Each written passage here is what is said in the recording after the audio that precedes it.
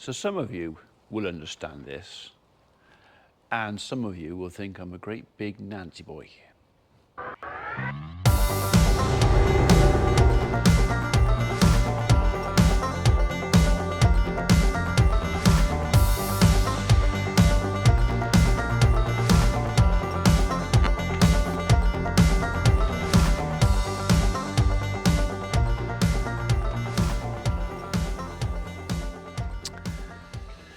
So a couple of years ago, November 2021, in fact, we lost my mum. And my mum was the stimulation or the reason why I started doing daily uploads. Those of you that have been with us long enough will know that she's the reason why I do uploads or did uploads every day. Basically, she was trapped in a bed in a nursing home with no way of getting out, ever getting out. And her only real window to outside was through her TV. I was at the time only doing a couple of uploads a week on YouTube, but then COVID happened and lockdown, and then we couldn't go and see her. So I was literally going to visit her. She was only staying in a nursing home a couple of miles down the road. I was going and seeing her every day. COVID happened. All of a sudden, visits stopped. Couldn't go in, or you could go in once a week, or you could do this, and you had to get all dressed up and masks and face shields and aprons and gloves and all that sort of stuff.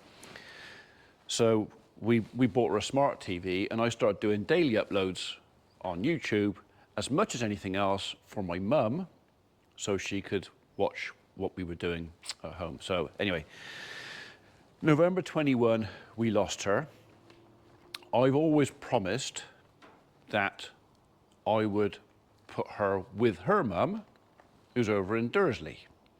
So, and I said, I promise you, Mum, and I was with her when she passed, and one of the last things I said to her before she passed is, I will keep my promise. You will be laid to rest next to your mum and your dad. She's going with her mum and dad. That was 2021. It's now 2024. She has been in our house, actually in my room, for a couple of years, and how can I put it? I didn't want to let her go. I know she's gone. I know all I've got is a box of her ashes in, but I didn't want to let her go. And I've been torn for the last couple of years with, one, keeping her with me here, and the reason for that was about, well, 3 or 4 years after we managed to build our house. She came and stood in our lounge, and she was looking out of the window, and I said, what are you looking at, Mum? She goes, the view that I wish I'd had. She goes, you've got a lovely place here. Where they lived, lovely house, no view. And she just said, I just like looking at the window. I just like your view. And I always felt a bit guilty about that because I had something that my mum didn't. She had a lovely house. Don't get me wrong, she did have a lovely house, but she just liked. So it was kind of an excuse for me to keep her here. Someone's going to psychoanalyze me now, but I was there when she passed. I made her a promise. I've fully intended to keep that promise. But when her ashes came to us, it was a case of, I'm going to let her stay here for a couple of weeks and she can have the view. And we actually put her in the window up there, so her ashes, I know it's daft. I know it's all daft, but I put her up there in the window so she could enjoy the view. And that was a couple of years ago. We moved her out of the window because the box was getting a bit faded. But she's still up there and she's still here. Anyway, Mrs. P has been bending my ear a little bit the last sort of month or so, along with other members of the family, saying, I think it's time, Ian, that you let her go. And she was laid to rest, her ashes, with her mum, as I promised. I said, okay. So that's why there's not much video about this morning. This is it. So it's 12:21. I've spent all morning, I've had to talk to the guy who digs the hole, because it's in a cemetery, so there has to be a hole dug. I can't do it. It has to be somebody who's whatever to dig a hole. I've been backwards and forwards with the town council with reference of paperwork, so much paperwork to go backwards and forwards. It turns out that we don't have an ashes certificate with our ashes, so I've had to organise that, so I'm off this afternoon to go and pick that up.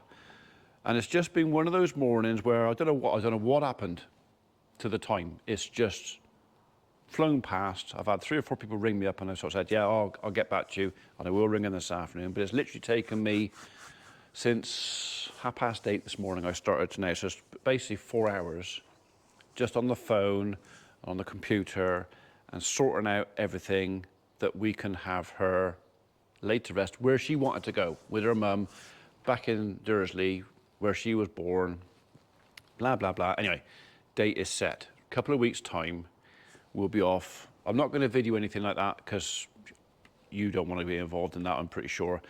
But that'll be a day when, again, I may not shoot any video that day. It's just a case of we'll have various members of the family here, those that can attend, and we're going to say our goodbyes. And I don't know, it's one of those things, it's just the thought of it kind of makes it final that she's gone.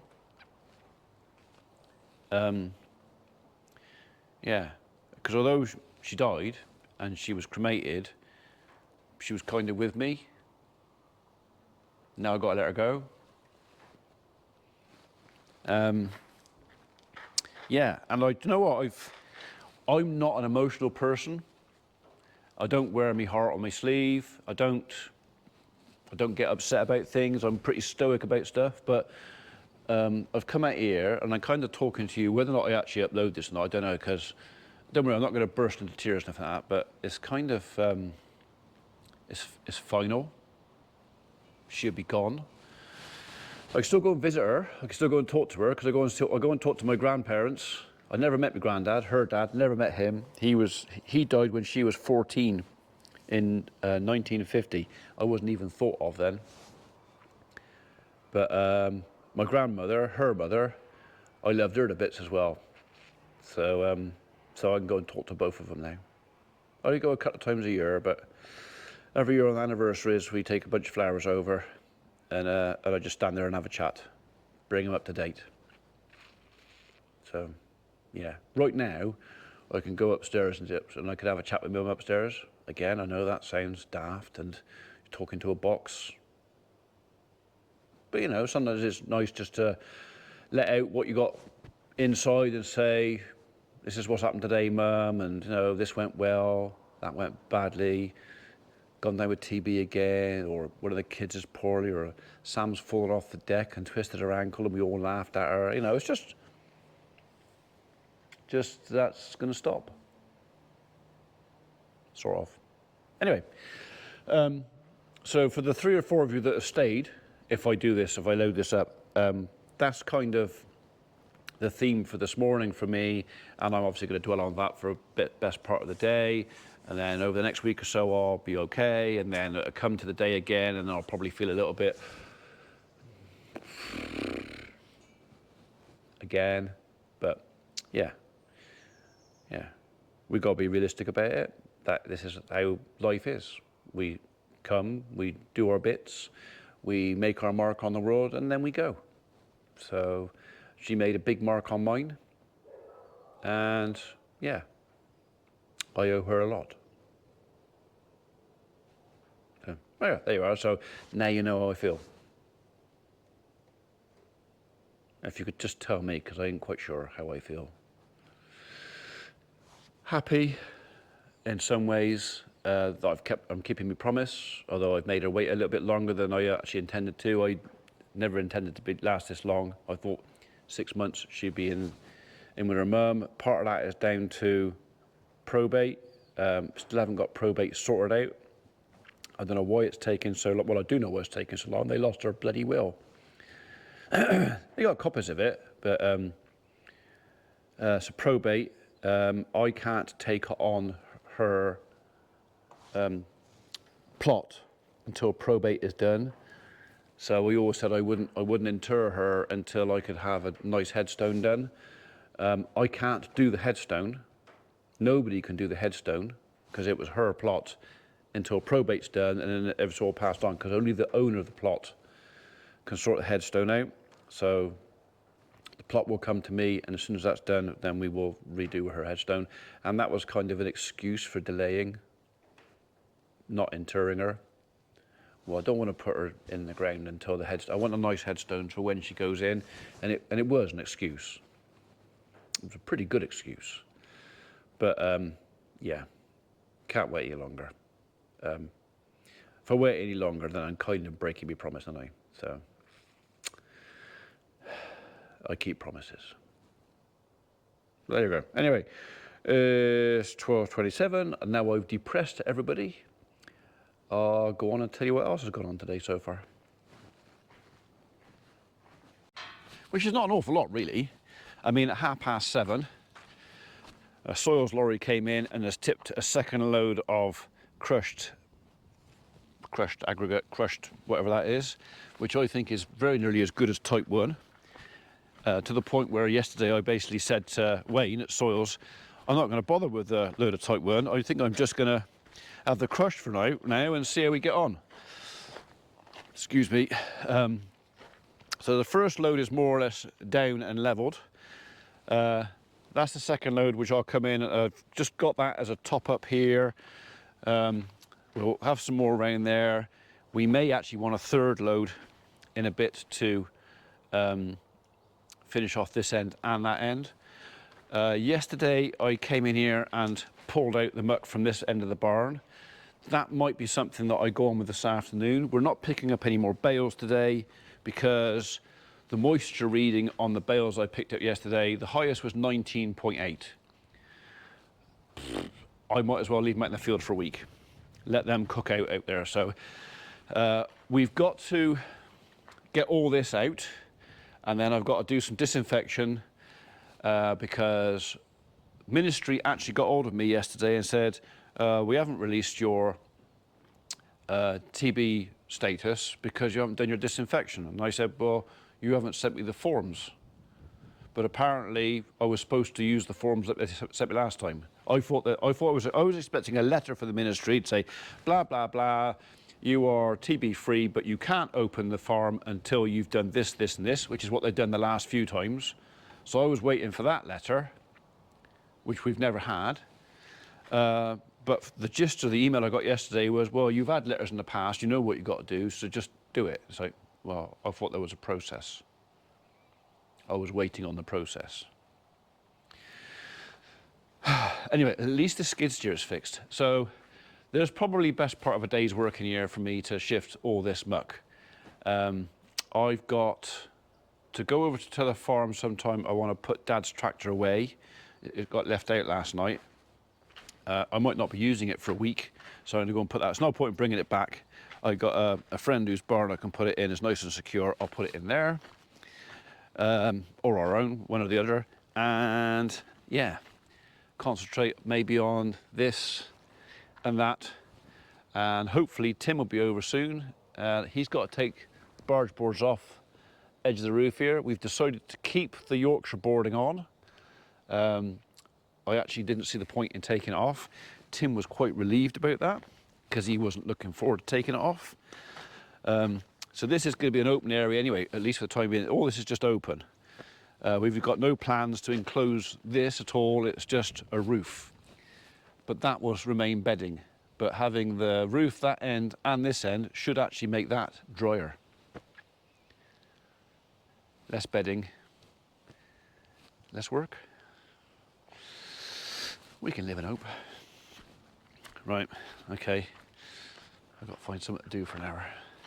So I'm going over to the farm to put the tractor away. But while I'm going over, I've got a load of wood chip to go to Tidderington, and I'm trying to kill two birds with one stone. If I can go over in my Land Rover with a load of chip on, I can do 2 jobs, 1 trip. I've got to go to the funeral directors this afternoon and pick up a certificate, an ashes certificate, which wasn't put in my package. I don't know why, but run the crematorium. They're going to send that, and I'll go and pick that up. And first, I'll answer the phone.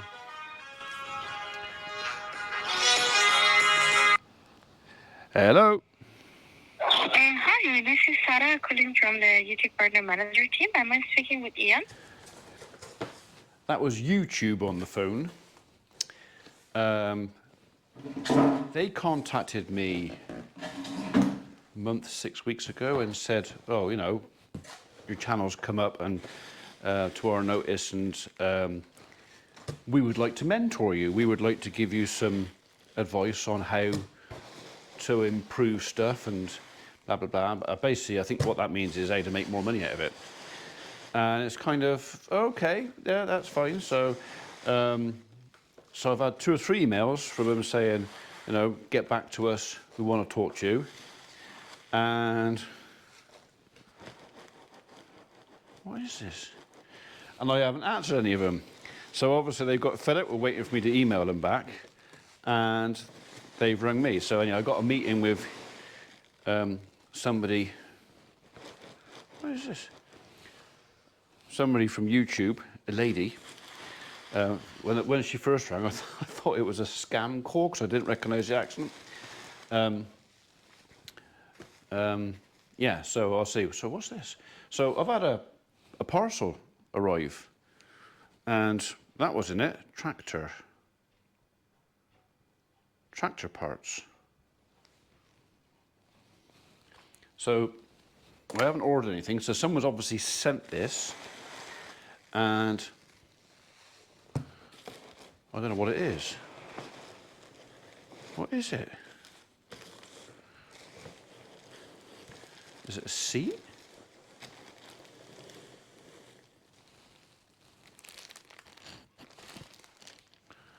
It looks like a seat. Okay. And some Star Mix. I don't eat sweeties, but I know somebody does. And it says info inside. So, it's info in the label. Oh, info. Details enclosed. So right, so someone has sent me something. Details enclosed in here, not in there, and it's a seat for something. Perhaps they took pity on my skid steer seat. Do you want to go out, dog? Go on then, there you go. So yeah, so this morning I spent a load of time on sorting out my mum's final resting place.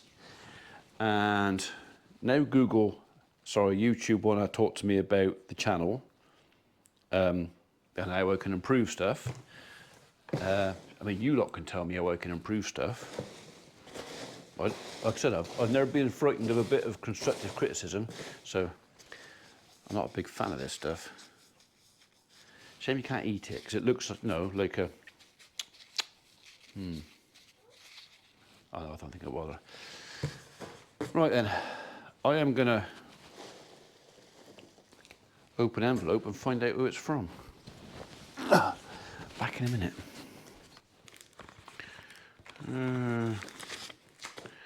So this is from Case Tractor Seat Replacement.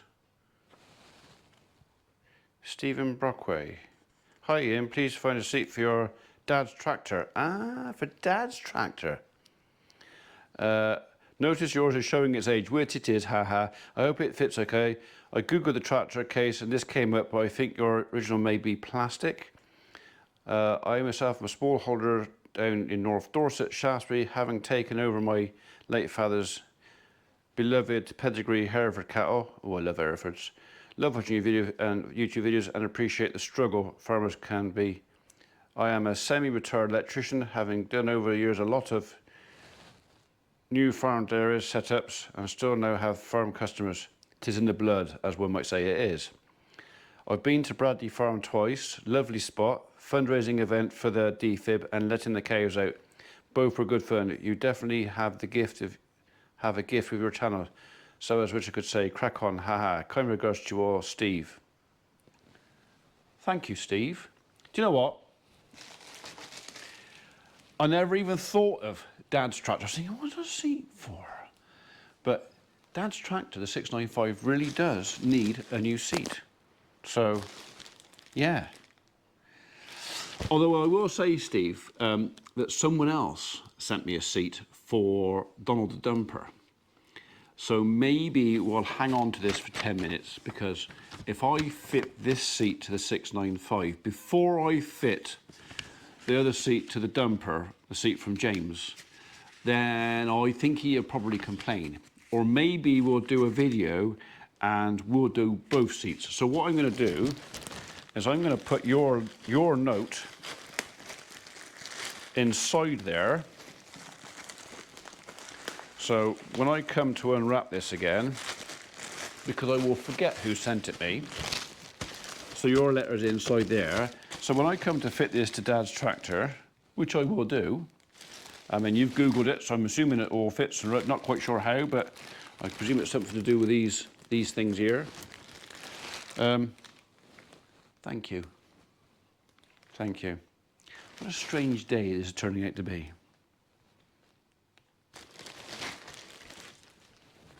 Right, before I do anything else, I'd better go and do this. Just had a text message from my neighbour, from Carol next door. She said, have you forgotten my load of bark, Ian?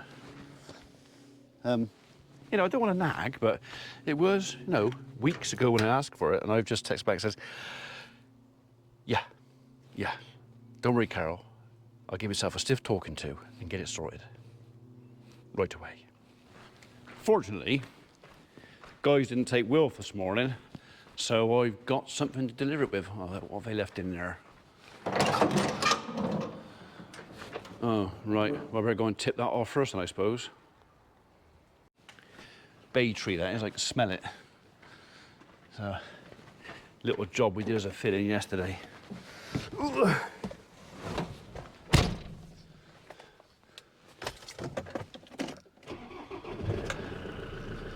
It's got warm now. I don't know what else to say, actually. I just thought, you know, I'll just tell you how warm it is.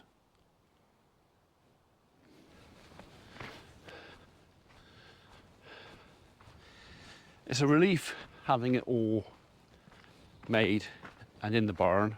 Still got a bit of space for another load in there. There's another 3 loads to bring back yet. 2 20s and 1 18.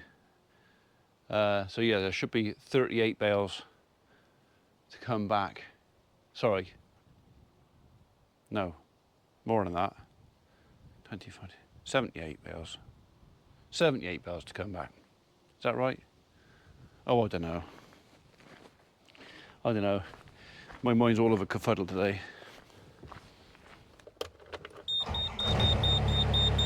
Starts better as well.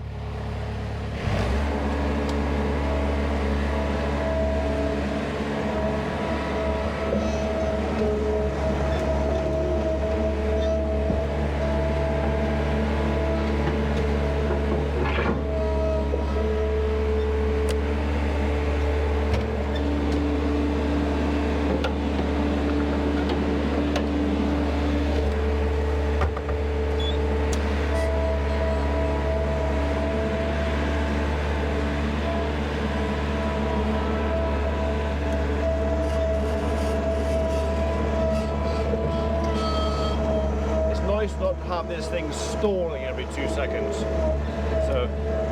So very much appreciated Neil coming out yesterday at pretty much no notice and fixing something that I could have done myself if I'd looked a bit harder. But yeah, and like I said yesterday, hopefully he'll be back in a couple of weeks, do the other filters on this, give it a bit of a service, and maybe even fit the 3rd service to the 695, but that will have to wait for it to come home.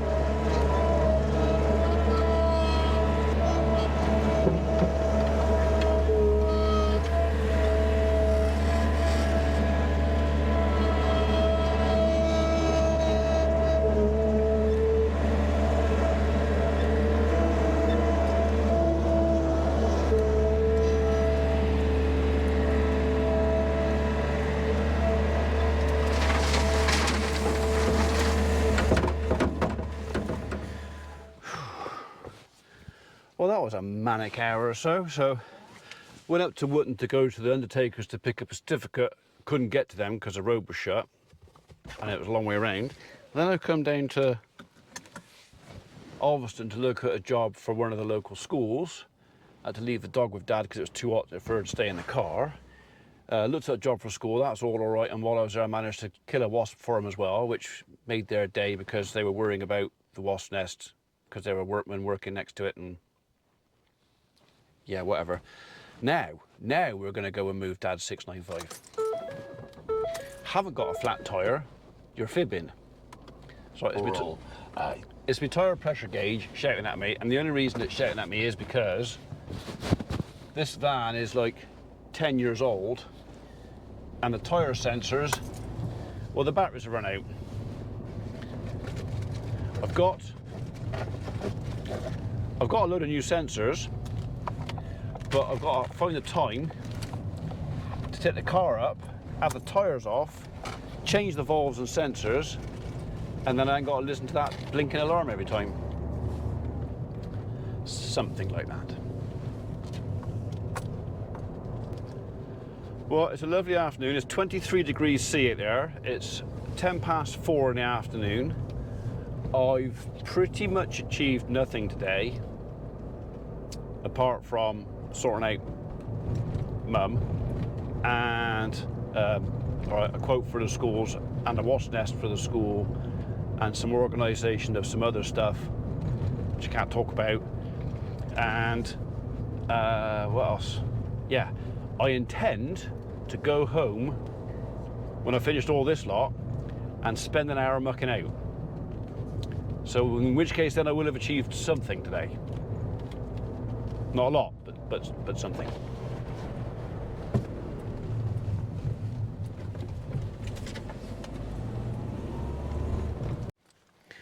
Have you seen it? Yeah, oh, I picked the lead up.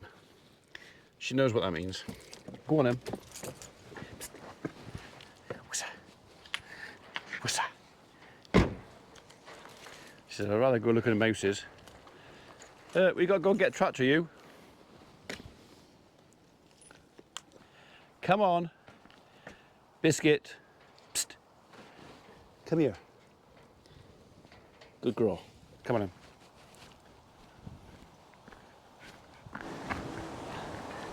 I haven't got to see this smoke for this stinky bonfire. I can smell the smoke. I might have to do something about that because, well, it's not funny. Not anymore. I mean, I haven't got to live with it. All my neighbours up there, how on earth they haven't lynched him? It stinks. Go on then.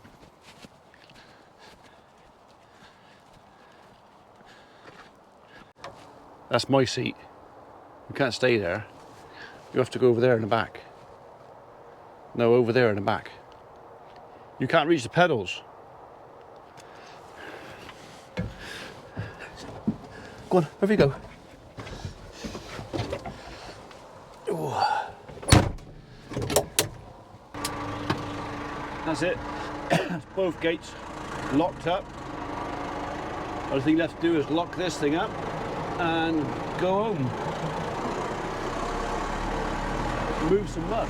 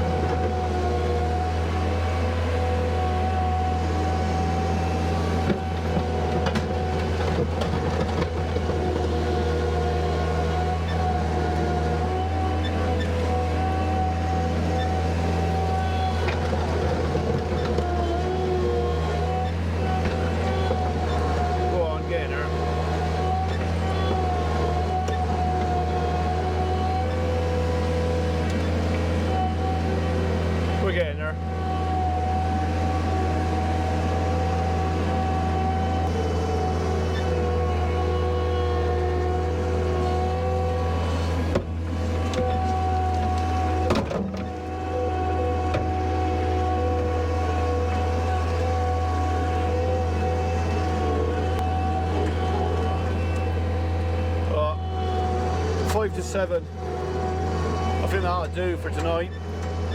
I've kind of had enough. Probably back on this again tomorrow. I want to get as much as I can out in the next couple of days. I've got to do a thorough clean and then disinfect. So it's probably going to be in here with a couple of bags of dehydrated lime as well to go over the floors. Yeah, so this is disinfection for TB, not for anything else. But yeah, then I can send off my bit of paper to say I've been a very, very good boy. So on that note, yeah, 7 o'clock. I'll see you tomorrow.